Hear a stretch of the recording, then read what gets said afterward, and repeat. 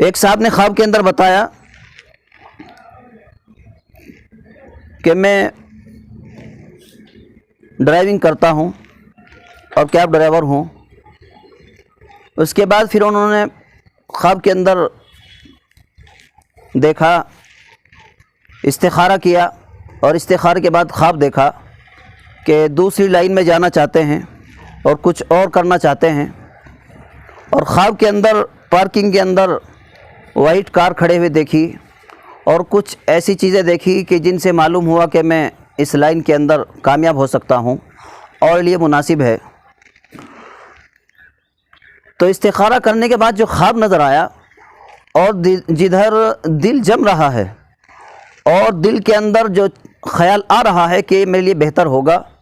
تو سمجھ لو کہ اس استخارہ کے بعد جو خواب نظر آ رہا ہے اور جدھر دل جمی ہو رہی ہے،